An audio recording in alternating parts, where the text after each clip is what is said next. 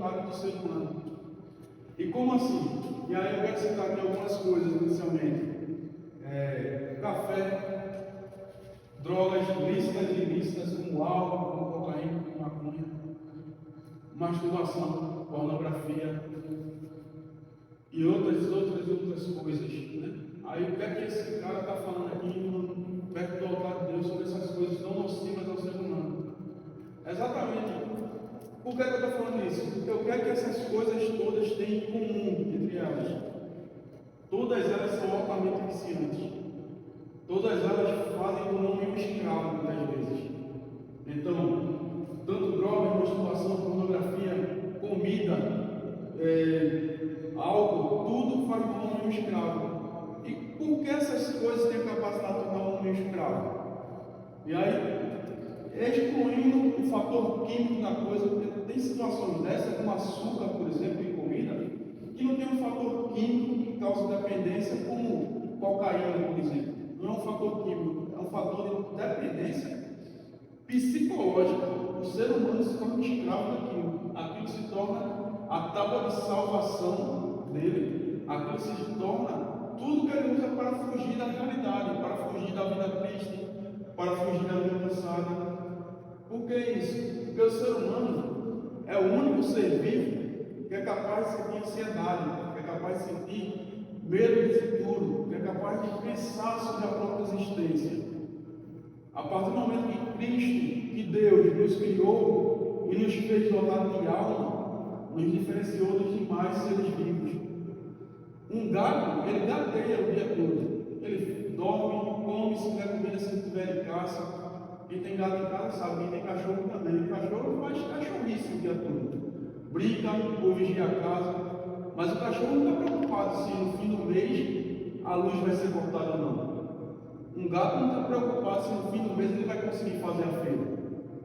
Ele vive aquela rotina sem nem conceber a ideia de que ele vai morrer. Ele só faz o que tem que fazer. O ser humano não. O ser humano pensa na próxima vida. O ser humano pensa nessa vida. O ser humano muitas vezes fica preso no passado, no que já passou e que não adianta mais olhar. E isso traz uma série de sensações e que faz com que nós muitas vezes busquemos exatamente esse ponto de fuga.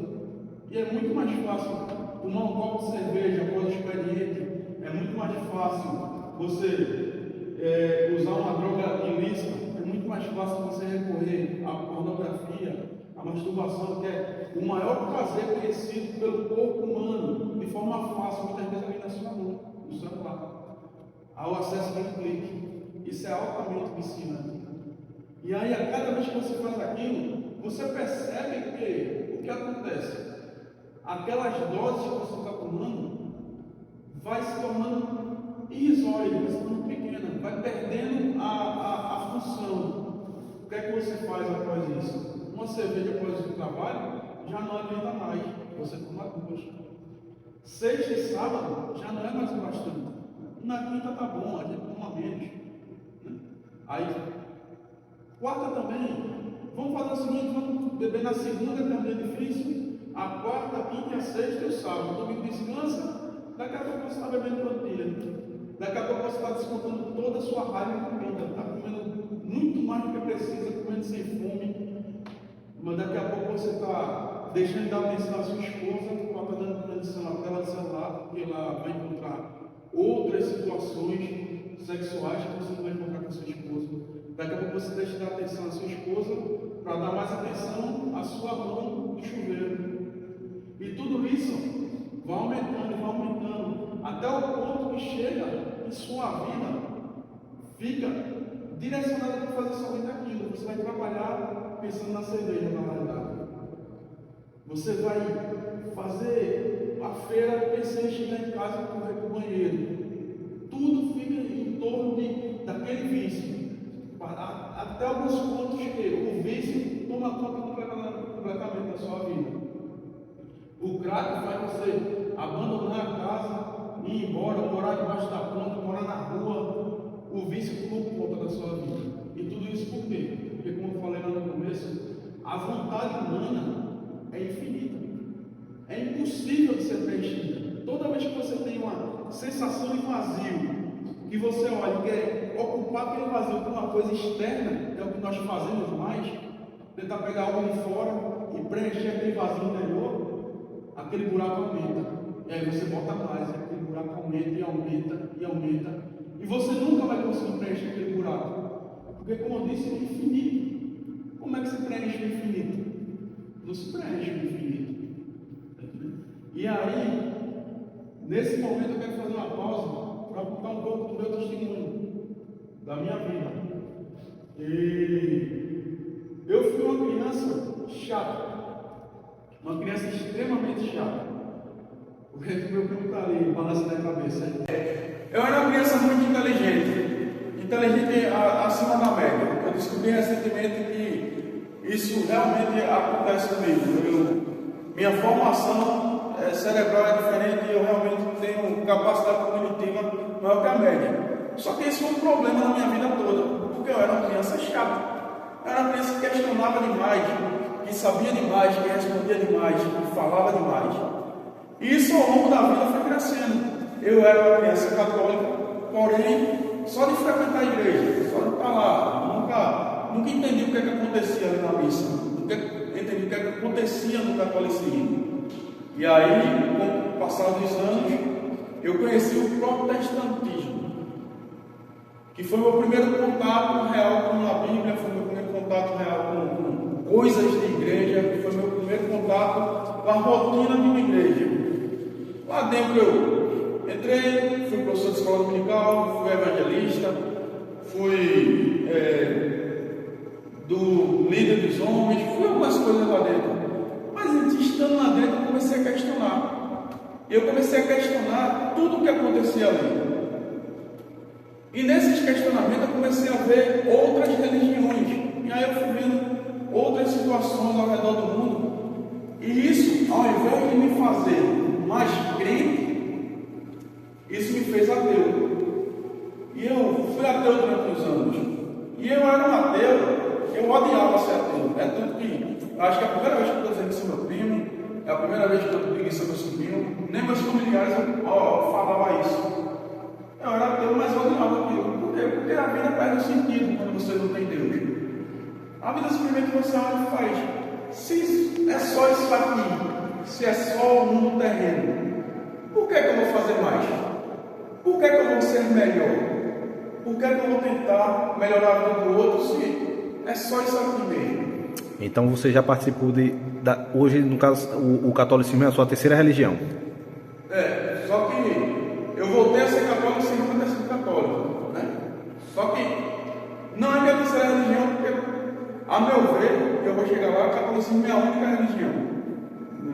Beleza? Aí o que acontece? Nesse período ateu, eu... Não, mas pode perguntar, tá tranquilo. É porque eu vou explicar isso mais pra frente. Nesse período ateu, eu entendi isso, eu não via nada de sentido.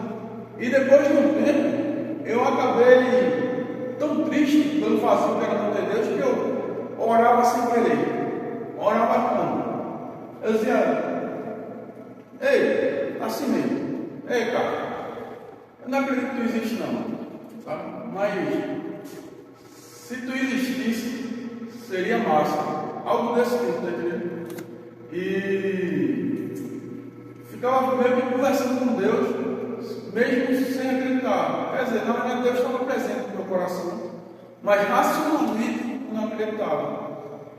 E ao longo dos meses, dos anos que passaram assim, eu fui percebendo que estava me faltando, na verdade, era um pouco de humildade.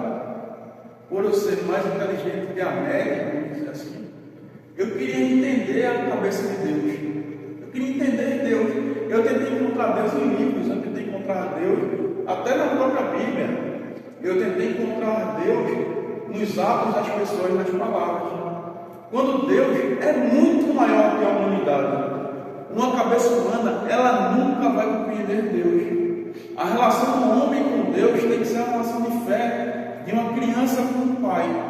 E quando o pai está embaixo e a criança está no lugar mais alto, diz: se joga que o papai segura, ela se joga sem nem pensar. Ela não pensa se o pai tem força, ela não pensa, ela simplesmente vai. Verdade. A relação do homem com Deus tem que ser essa. tem que ser simplesmente confiar. Poxa, mas eu passei por momentos difíceis na minha vida.